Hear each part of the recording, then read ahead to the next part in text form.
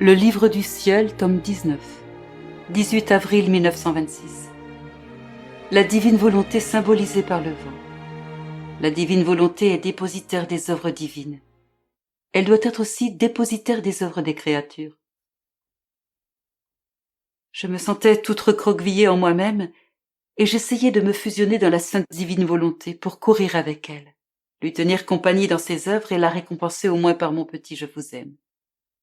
Je faisais cela lorsque mon doux Jésus sortit de mon intérieur et me dit « Ma fille, courage, ne te préoccupe pas de ta petitesse. Veille plutôt à garder ta petitesse dans ma volonté parce que tu seras ainsi dissoute en elle.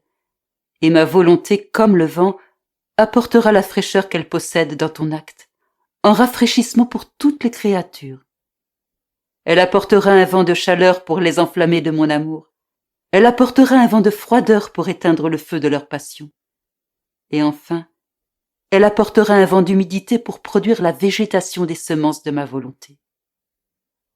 As-tu déjà ressenti les effets du vent et comment il peut transformer l'air pour passer presque instantanément du chaud au froid, d'un air humide à un air très froid et réfrigérant? Ma volonté est comme le vent, et tes actes accomplis en elle agitent les vents qu'elle contient et produit d'admirables effets. C'est alors que tous ces vents réunis investissent le trône divin et apportent à leur Créateur la gloire de sa volonté opérant dans la créature. Oh, si tous savaient ce que signifie opérer dans le fiat suprême et les prodiges qu'il contient, ils rivaliseraient entre eux pour agir en lui. Notre volonté est si grande que nous en faisons nous-mêmes la dépositaire de nos œuvres. Nous avons déposé dans notre volonté la création afin qu'elle puisse demeurer à jamais belle, fraîche, entière et nouvelle, tout comme elle est sortie de nos mains créatrices.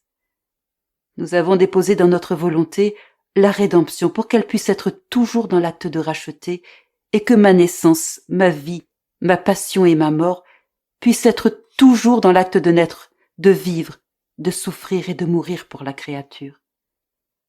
En fait, seule notre volonté a la vertu et la puissance de maintenir toujours l'œuvre en acte et de reproduire ce bien autant de fois que nous le voulons.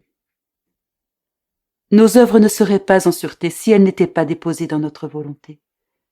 S'il en est ainsi pour nos œuvres, à plus forte raison pour les œuvres des créatures. À combien de dangers ne sont-elles pas exposées lorsqu'elles ne sont pas déposées dans notre volonté? Combien de changements ne subissent-elles pas?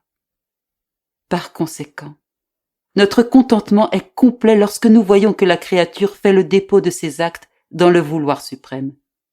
Ces actes, bien que petits, avec tous les petits riens de la créature, rivalisent avec nos actes, et nous voyons avec délice son industrie, lorsque pour les mettre en sûreté, elle dépose ses petits riens dans notre volonté.